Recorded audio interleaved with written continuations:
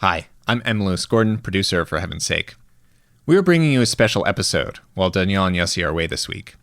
It's a conversation we recorded back in early July during the Hartman Institute's Community Leadership Program, a week-long study seminar we do every year where leaders and learners from around the world convene on our campus in Jerusalem and tackle the most pressing challenges that face Jewish life today. There on July 3rd, Donniel Hartman sat down with Yair Lapid, the former journalist and prime minister, and currently the leader of the opposition in the Israeli Knesset.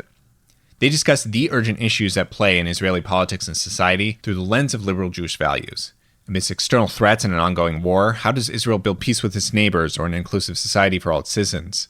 How can Israel pursue defeating Hamas while also bringing our hostages home safely? And what role might political centrism play in shaping public life for Israelis? The audio from this live recording is a little rougher than usual. Our editor did a heroic job of cleaning up what he could. Nevertheless, we think this is a conversation that you won't want to miss. Here's Donniel Hartman and Yair Lapid at the Community Leadership Program in Jerusalem.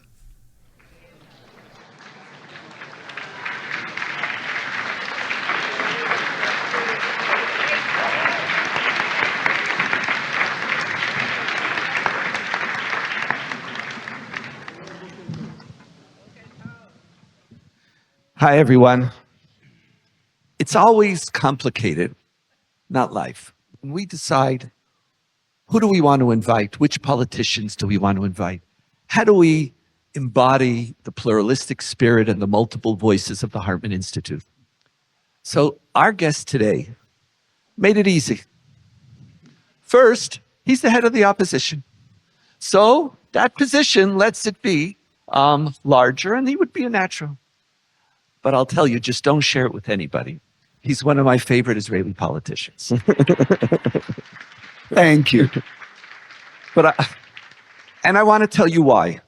I could give you a long list, but I want to tell you just a few.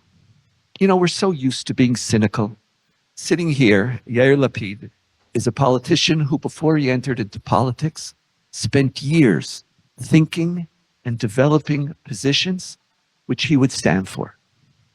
He was a politician who entered Israeli politics because he had a vision and an idea, and he stood for something. And just that idea that you study before you enter politics. You don't enter politics and then say, what do people want of me? But it's rather, what is it that I want to bring to Israeli society? The second is, I think, more than anybody else, Yair is responsible for the fact that in Israeli political life, we have a category called the center. And it was an ideological center. It's not like I'm not right, I'm not left. There's an ideology behind it. And given the complexity of Israeli struggles and challenges, to be forced into dichotomies is to be forced into, very often, prisons, boxes, and mediocrity. And the idea that there is a center. You know, there were attempts before, but now you have competition as to who's the center. Everybody wants to be the center now. But the third thing, for which all of Israeli society is always going to be in your debt. You are a politician who's willing to compromise your own personal political well-being for the sake of the people.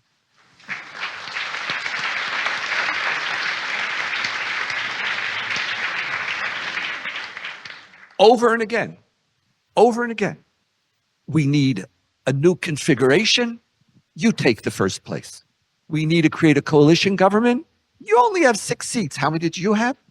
17 at the time. You could be prime minister first. Like, nobody does that in Israel. You don't do that. What you're supposed to believe is that your well-being is the well-being of the country. And that is kind of frightening. And when there is a politician who, it doesn't matter if you agree with everything or not. I don't even agree with myself tomorrow. That's not what it's about. But when you have a politician who says that my political life is about service, it's about being a shaliach tzibur, and who doesn't just say it, but proves it to his own detriment, that is a politician that I am honored to bring to the Hartman Institute. Thank you so much. Thank you. I don't want to say anything because there's no way on earth I'm going to beat the introduction.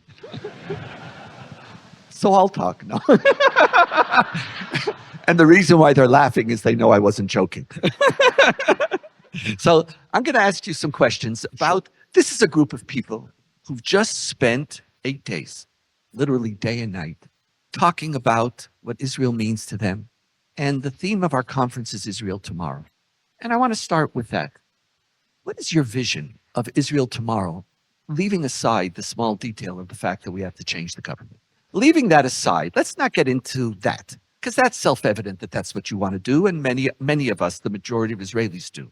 But what do you believe are the major challenges and obstacles? We'll talk about the war later, but there is life after the war. Yesh Yisrael shel machar, in Israel tomorrow. What are the great challenges that you feel that our society faces? Pick 2 or 3. I know you can do 20, but pick 3. Ooh.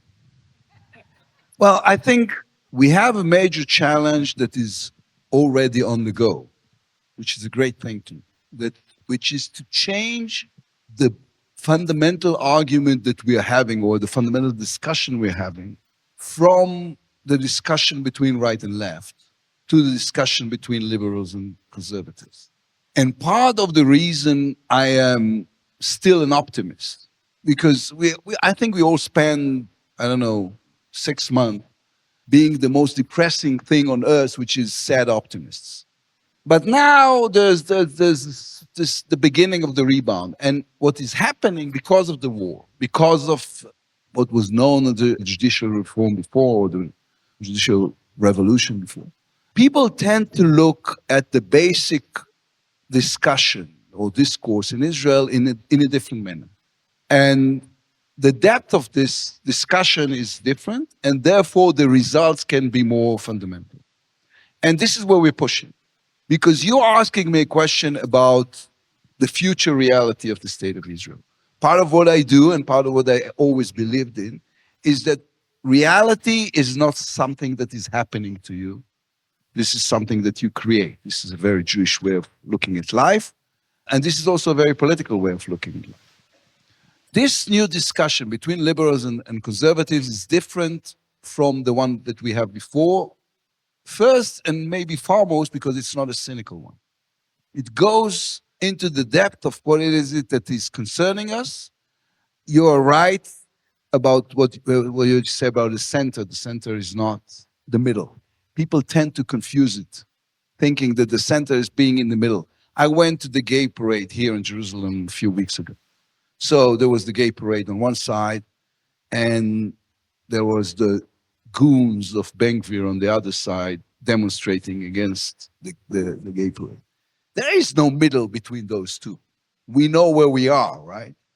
And we are on the liberal side. And the fact that people are now discussing what are liberal causes, what is it that we have to do as liberals, what is it that we are fighting for as liberals, is very encouraging. And through that, you can have the other conversations to address the other topics that are necessary or that has become a necessity. Palestinians, yes, there is such a thing called Palestinians that we need to, it's a problem we have to address. I'm going to ask you great details about that soon. Okay. And if I'm going to be asked, I will stick to the higher floor for a second. What is centrism? Centrism is the understanding that there are fundamental contradictions in life. Free market and the need to help the weak. Religion state. In Israel, Jewish and democratic. Security and civil rights. These are contradictions. The people who love security will tell you, let's throw to jail everyone. We just had the discussion in the last three days in Knesset. They're saying, well, we can just throw them to jail because they're Arabs, can't we? Because it's security. And we say, no, you can't. Still, you want to make sure that people are alive. This is part of what the government needs, is supposed to take care of, and ours didn't. Those contradictions and the endless negotiation between those contradictions is centrism, is the job of centrism. This is why centrism is not a position, it's an act. We've mentioned when we were sitting up so before coming here, Rabbi Heschel, who after the famous march from Selma to Montgomery, he marched with Martin Luther King, and he went back home and he wrote in his diary, my feet were praying today. Centrism says, I pray with my feet. I go and do stuff. And I think right now people are willing to address the problems. And I will add only one thing to this.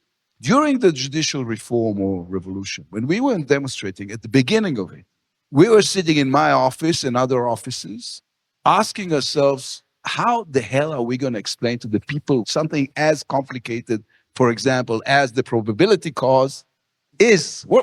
I mean, this is so complicated and detailed. And then we took to the streets and we realized they already knew. They educated themselves because it was important to their lives. So now I think after the horror of October the 2nd, after the horror of this year and a half of this government, people are saying we are not going to be defeated by ignorance. We're not going to be defeated by the fact that they're going to control the details that we are not aware of. We're going to use institutions like this one in order to educate ourselves. And we're going to be out there, know better than they do what is it that is right for the country. Let's take that as an example, because I also felt that last year was a remarkable year where the right left was always about security or land and which politician you hated and which one screwed your ancestors or did what or with everything. Like there's always a cheshbon, and I could only be here or there. And people started to march, and the marches started out of fear. They're taking away from me my democracy. They're going to change some of the core safeties that give me life. But as the demonstrations continued, and you described it as a process of education, people started to talk about human rights. They started to talk about what does democracy mean? And you spoke about women's rights and LGBTQ rights and state and religion. And they even started to talk about Israeli Palestinians. And on the periphery, there was always the occupation. But people actually started to engage, and the demonstrations weren't just what we were against or fear.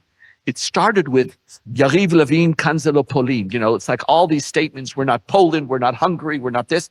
And then it became a demonstration about what we want to be. I've been going to the demonstrations.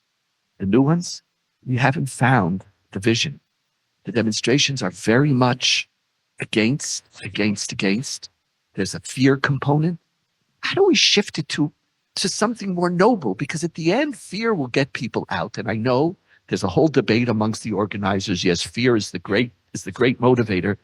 But I think for Jews, you need inspiration. And so when I'm asking you about this, you're saying the inspiration is how do we reclaim a centrist conversation? Post-October 7th, how do we do that? What's going to be the slogans that you, as a politician, you don't just run a party, you have a vision. What can we hope for instead of just what are we against? I disagree with the premise. Fair enough. Whoever take to the street is actually making an act of hope because he believes he can change reality. Otherwise, we would have stayed home. No. The people I fear the most are the people who stay home and says, it's not going to happen. Good. Thank you. Thank you. Now, here's the communicator or the politician in me now. Every election in the history of democracies is always about the same thing. Fear against hope. Fear usually wins. I would say 3 out of 4 times, fear will win hope. The next election, hope is going to win. Why? Because we have now an interesting combination of hope and rage. Rage is not a bad thing. If you want to make people more active, if you're into it, yeah, you have to be careful. You have to be careful. There's something addictive to it. There's something tendentious in rage because it's so narrow-minded in ways. So you have to find the right moment to translate the rage into hope. But this is the time in which people are going to say, okay, we are here now because we have decided. And you know what? I'm polling this because this is what I do. And it's going to win the next election. You see it. And it's going to win the next election, which is even more surprising and profound at the same time because of the right reasons. Because people understand what went wrong and they're talking about things they never talked about before, like efficiency, for example, functional government, for example. The idea that somebody is actually running your life. right now we are in a situation in which if we will get up in the morning tomorrow and there will be, I don't know, no traffic lights, we won't be surprised because, yeah, nothing works. So, okay, here's another thing that we just, yeah. So They people, will work, by the way, in the neighborhoods that supported certain parties. yeah, the one thing, this is the one thing they still know how We to know how do, to which do is transferring the money to the friends. Aside of this, not, so this has become a thing. It's a real. And again, I'm polling this. This has become a thing also for the people who used to say, well, this is not an issue. On the other hand, there is another group of people, and this is another reason why to be hopeful, that had a reminder. It's not even a reminder. They have come to realize that they are more liberals than they thought. This is not the right group to discuss this, maybe, but think of it this way. The female Likud voter from Ashdod, she has a gay nephew in her Shabbat dinner, and she likes it. And all of a sudden, she has a government that she voted for that tells her that she's supposed to throw him out of the room. She doesn't accept this. For the first time in years, she heard about it because this government is so extreme, because they were pushing this envelope in a way that was so shameless. If you're asking me, I think what we need to do, there will be a moment there. It's a graduating process that will become a moment. Right now, every week I'm going either to the Hostage Square in Tel Aviv or to other places. Every week they tell me, how come people are not coming? And I'm asking them, are there more people this week than the week before? And they said, yeah, there are more people, but how come the others? And I said, so this is the way it is. There was not a single civil rights fight in the history of the world that was easy. It is never easy. I saw recently a documentary about the way Lyndon B. Johnson is inheriting the civil rights bill that he doesn't want because he's Southern, and then he's pushing it, and then it happens with, by the way, the dirtiest possible politics, as did Lincoln with the manifest against slavery. So it's going to be difficult. It's going to be long. It's going to be longer than you think. It's going to be more difficult than you think, and it's going to happen. Because there's no way on earth to stop a group of people who really believe in what they're doing and they have the right idea. And this is us. Let me shift to something that Israelis don't like to talk about, not including you. We love to pretend as if the status quo in Judea and Samaria, forget Gaza, could remain forever. And along comes President Biden, who actually, from the war in Gaza, says there's a possibility for a new future. Most Israelis, and if you're polling them, and I'm reading the polls, can't even enter into the conversation. We haven't had a conversation, a serious one in Israel, for almost 20 years. After we believed that we offered and they said no, we said a plague on all your houses. My job is to go on with my life. I'll build fences and walls and whatever it might be. And if it doesn't work, so here in Gaza, it didn't work. But at the end of the day, I have no future. We don't even think in those terms about a future with Palestinians. Yet the world, our best friend in the world, Biden, the administration, the Saudis, the international community is not going to want this. The status quo is not going to be allowed to continue. And there's positions and visions being offered, and Israeli society is not even in the conversation. They don't even know how to assimilate it. They don't even know what to do with it because we offered, they said no, and they still want to kill us. But the world is saying, we need a new future. How do you relate to this language? Do you embrace it? What do you think we should do? Because it's going to require serious changes. Are we going to be at one with the world? Or are we going to be Am Levadad Yishkon? Are we going to be sticking down and saying, we know Hamas, that peace is not possible, and the rest of the world is moving? Could we enter into, could we embrace that vision? Could you embrace that vision? Am Levadad Yishkon is Balak, yeah? Who was a non-Jew. We are now importing prophets. Always. You take what you can get. You know? If we will be Am Levadad Yishkon, we will not a nation be, that dwells apart. Yeah, we will not be. There is no such a thing. I'm starting with this because this is essential for the continuation, not as a way of dodging the question. because I wanted to answer the question. But I won't. We have now a government that tells us, I'm quoting, this is not, it's not a hint or anything. They say, you have to speak the language of the Middle East if you want to win this war. You have to do, the owner of the house is crazy, Balabait Ishtagea, but we have to deal with them in a way they understand. If we will speak the language of the Middle East, we will lose. It's a defeat to Hamas. This is what they want. They want us to be like them because this is the only war they can win. If we'll be as ignorant as them, as extreme as them, as deprived as them, then they will win the war. The only way we can win long term in this neighborhood is being Western, modern, democratic society. We have kept telling the world in the last 76 years two things. We said we are the strongest country in the Middle East and we are the only democracy in the Middle East. But apparently the government tend to forget these two has to do with each other. We are the strongest country in the Middle East because we are the only democracy in the Middle East. There is another theory which is almost as hazardous, and this is the villa in the jungle thing. And this is like so many other issues. This is something that Ehud Barak invented and Bibi has adopted, which is the most toxic possibility. Who has a villa in the jungle? Leopold, the King of Belgium, has a villa in the jungle. This serves all those people who are saying that we are colonialists. I am not a villa in the jungle. I am from here. I am from this city. I am from this land. I am part of the Middle East, but I am the best part of the Middle East because I'm a democracy. This is the framework. We need to separate from the Palestinians, not because we're doing them a favor, not because this is something we need for them. I don't care about them. We need to do it because of us. We need to do it because it's the best way for us to stay the only democracy in the Middle East. Can I stop you there for a second? Yeah, sure. Could I, Karen? Why is it that we have to say that? Say what? I don't care about that. Because I care, you know what, I care more about us. That's fair enough. Okay.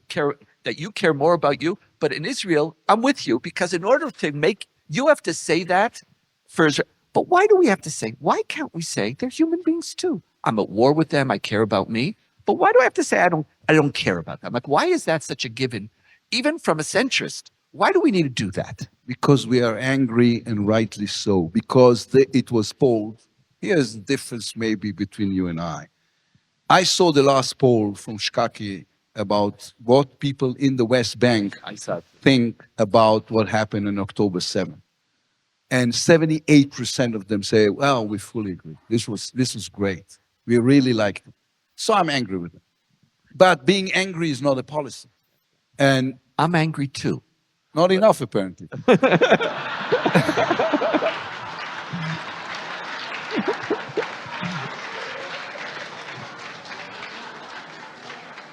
I'm not going to go toe to toe when I know I'm going to lose. The reason why I complimented you at the beginning was to protect myself. Wes says the same thing. You know, the question is not how angry you are. The question is whether we can adopt a language that's worthy of us. And we could say we're angry. You could say both. But leave that aside. Go on back to, I just put it somewhere. Can we? And if we're ever going to, because at the end of the day, when Biden presents his plan, and the consensus Israelis is we don't care about you, how do you ever really move and do something which is going to involve them and their rights when our default is, I don't care about it. It's a difference. I'm angry at you. I'm morally disgusted by you. I think you have to change your society and you have to take responsibility. I can't change you. You have to change you. But how do we engage in some peace to somebody who we basically say, we don't care about you? Yeah, I understand what you're saying and I respect, and there's value it's a value that needs to be discussed. It's between our values. There's also, it's not me, John Stuart Mill said it. You care more about the people who are closer to you. And if somebody is happy when the people who are closer to you are dying, you tend not to be too sympathetic. I agree. I've lost 2 seats in the poll just by saying, you know what? I am sorry when children in Gaza are being killed. 2 seats. Yeah. Just that statement. Just by that statement. I got death threats. Yeah. Okay. I got death threats. Here's a competition you're going to lose to me. That's true.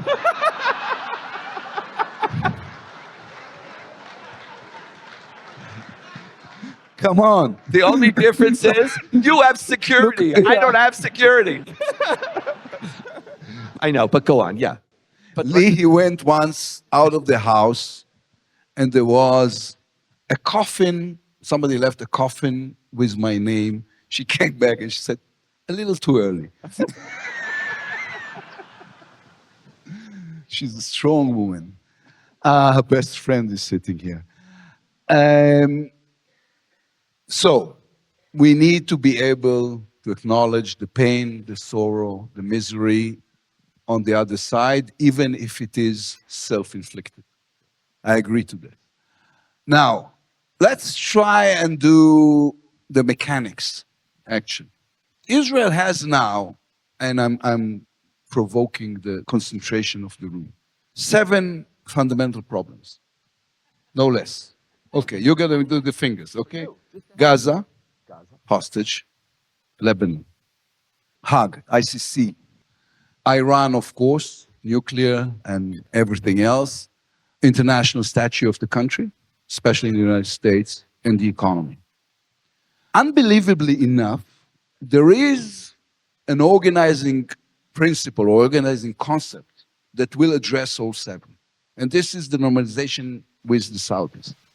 And it's not only with the Saudis, of course, it's a triple thing with the Americans and then with the whole Sunni world.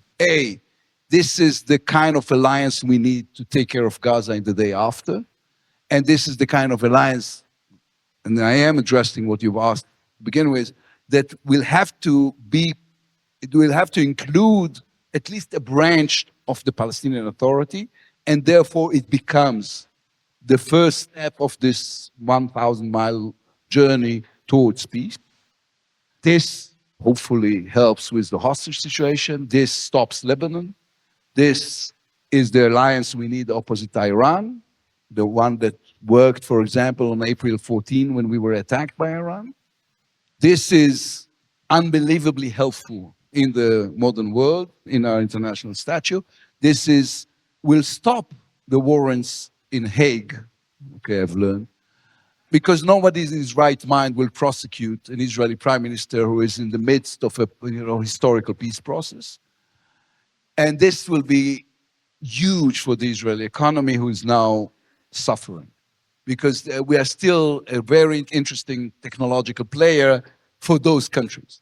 So you have an organizing principle of how to address the major issues this country has. And the only reason we're not doing it is because Netanyahu is not capable of saying the words Palestinian Authority, because Ben-Gvir and Smotrich will not let him. And it is as ridiculous and dangerous and irresponsible as it sounds. So I'm willing to say the words Palestinian Authority, and I'm talking to them, not about them, but to them, and telling them, listen, it will take longer than we think, because there's one thing we cannot afford, is having another terror state on our border. We have already a few. We don't like the idea. We like it even less after October 7th. And therefore, the burden of proof right now is on you. I am for the two-state solution. I've said it on a bigger stage. I apologize. When the General Assembly of the United Nations, as Prime Minister, I said I'm all for the two-state solution, and I still am. But this was pushed back because now they have to prove to us that they have erased the incitement that is anti-Semite and toxic from the textbooks, that they have an ability to fight terrorism, that Hamas can never, and Islamic Jihad can never be part of this government because we understand what it means. They have a lot to prove to us. But there is a new leadership there that we can talk to, and it needs to be at least a trajectory. We need to say, yeah, we understand it's not going to happen now. But if they do this, if they will change the books, if they will fight terrorism, if they will cooperate with us, 5 years, 6 years, 7 years, 10 years, but at least we have some sort of trajectory, is not the word, a goal. It's a goal. It's an Israeli goal. let me ask you an easier question. Great. How does the war in Gaza end? What we need is an alliance of Arab states, more than people think, vocally express the willingness to be part of this. So it will be the Saudis, the Emirates, the Moroccans, of course, the Egyptians, who are crucial players in this. It cannot be directly the Palestinian Authority. What happened was people have kind of messed it with the storm of pain and anger we were all tangled up in. Palestinian Authority, Abu Mazen, President Abbas have created a new government they called it the technocratical government. This is actually, they have managed to do the impossible. It is even more corrupt than the one before. They have 9 of the ministers are business partners with his son. Yeah. A billionaire. Yeah, he's a billionaire. He's a billionaire, and he doesn't donate to the Hartman Institution. I'm doing my homework. We'll talk later. Anyways, it needs to be a branch with some sort of a Chinese wall between this branch of the Palestinian Authority and the corruption and total mismanagement of the Palestinian Authority. But it needs to be part of the Palestinian Authority, for example, on the Rafah passage. There is right now, as we speak, still, officially at least, about 26,000 people in Gaza who are workers of the Palestinian Authority. They know how to sweep floors or do some banking, and this is their infrastructure. And it's idiotic not to use this infrastructure just because Smutrich is upset. They have to be part of this. But basically, this alliance needs to be the reconstructing body of Gaza. And in Israel, we have to make sure that the people, the lunatics who are talking about going back to Gaza and building settlements are out of the government. This is my part of the job. Could we accept now? I know everybody, we're so busy with ourselves and we're forgetting that Hamas actually has something to do with this too. Could we accept a ceasefire now in order to get the hostages back, declare victory, and start this process? Yeah, it is a painful decision. And we know, it's not an assumption. We know Hamas, sooner or later, whatever deal you're going to make with them, they're going to give us enough excuses to tell the world, we wanted to keep our word, but there's no way we can do it. They are what they are. Right now, if the question, this whole idea of total victory, there's no total victory in fighting guerrilla. But we need to make sure that we are transferring them completely from a semi-military organization into a guerrilla organization, and then it's going to take 10 years until we find them all and kill them all. And this is what we need to do, find them all and kill them all. But it is going to take time. The hostage doesn't have this time. They are dying. And the government is doing its best to make us talk about other issues. It's to take it off the emotional agenda of this country. And it's our duty to discuss this on a daily basis and to say something about it whenever we give a speech or wherever you give a class or whatever. People need to be able to say, I made sure they didn't make me forget all those people.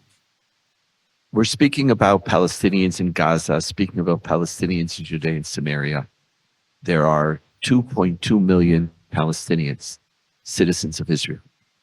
You were the first co-prime minister in a government which welcomed an Arab party, Mansour Abbas, as part of the coalition, not supporting you from the outside, but as part of the coalition.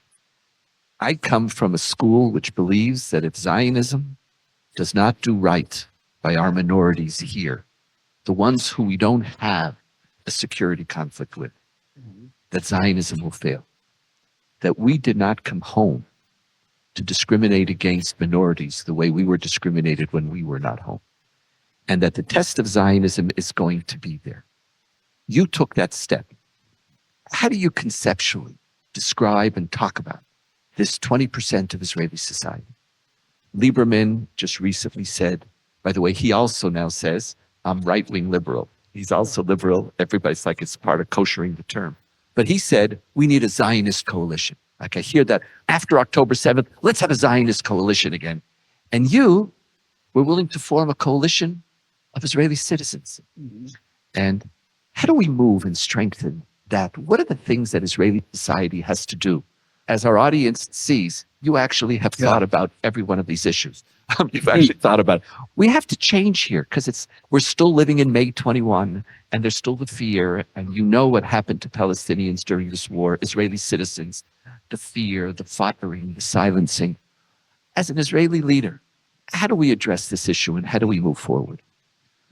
I know it is written on the paper they're going to give you now. I'm aware. It's a Knesset day. Yeah, I know. I'm going to ask you after this just one last question, Sure. and then you'll run. First, I know this slogan, we need a Zionist government. And everybody who comes to me says, we need now a government only of Zionist parties. So without the Haredim? They declared them, I didn't declare them non-Zionist, they declared themselves non-Zionist. So, I agree, well, I don't agree. You're right, I was the one to invite Mansour Abbas and his party into government. And the idea was, and in ways this is even more important now than it was then, that nothing serves Hamas more than us saying every Arab is Hamas. If they are all the same, then we really don't have no one to talk to. And this is why Smotrich and Ben Gvir were pushing this, to make sure we think of all those billions of people as one thing. There's something in the human psychic that allows this, because we always see all the complexities of our side and we see the other side as this homogenic else. But it is not. Mansour, to me, is the most interesting political figure in the country, by far. He's a dentist. He told me once that dentists are number one in the world in suicide in every country. So I said, so you say He went you're into gonna stay in politics. politics. He said, you should stay in politics. And I was asked about this before, and I said in an interview recently, I said, I think he should be in the next government, but he cannot be the 61 vote or seat. And all the left-wing media came to me angrily and said, why did you say it? And I said, because he said it before. He said it a week before in an interview. He said, I realized the burden of this is too much for us at that stage. I want to be part of the government. I don't want to be the 61st. There's sense into it. It's putting too much pressure on them, both in the Arab society and the Jewish society. But you were right. Ignoring things or pretending we don't have 2.2 million Arabs living amongst us is a version of what we are doing with the entire Palestinian issue, which is, what are we doing now? What we're doing now is we're saying, this is the bloodiest, scariest, most problematic, most complex issue of our life, and we have a great idea what to do with it. We're going to push it to our children. It's going to be worse for them, but that's our solution. And everybody says, yeah, right, sounds great. This is not even bad politics, this is bad parenthood. So we need to do something about it, and this reach was a first step to me and to others. May you continue those steps. But now, before you run to the Knesset, here's a group of 250 leaders, involved Jews, committed Jews, who spent not only their time and thousands of dollars to come here to be in Israel now, who are with Israel and love Israel, and who are going through complex times and ambivalent times, both in their own lives, but also vis-a-vis the state of Israel. As the head of the opposition of the state of Israel, what's your last word that you would like to say to this group of North American, English, Australian, South American, and other Jews?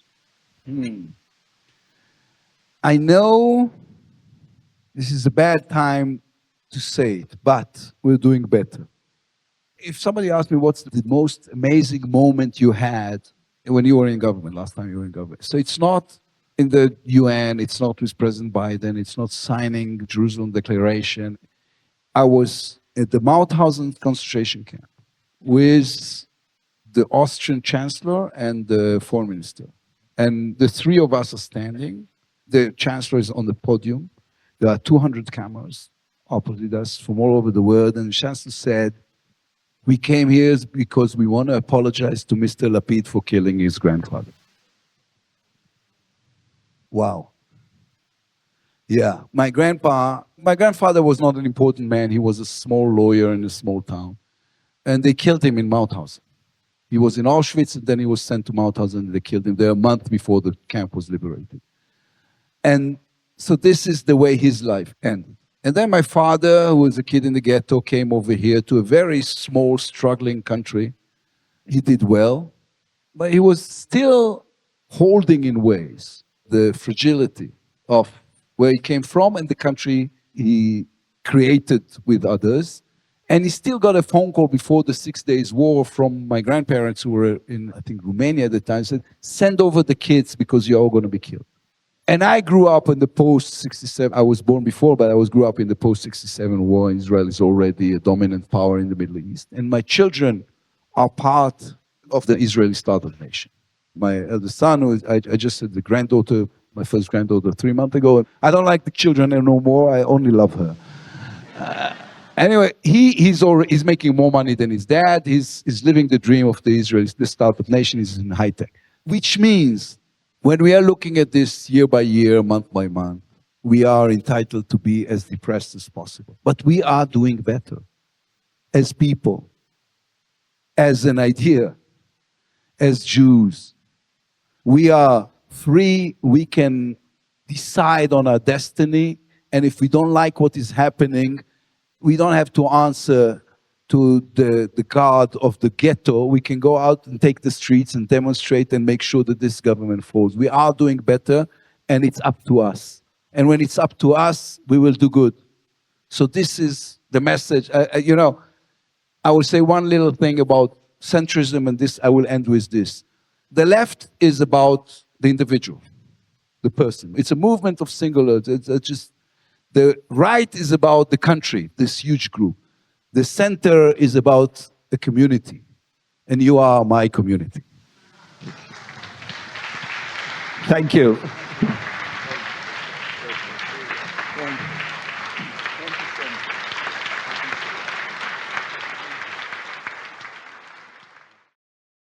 You can now sponsor an episode of For Heaven's Sake, Israel at War.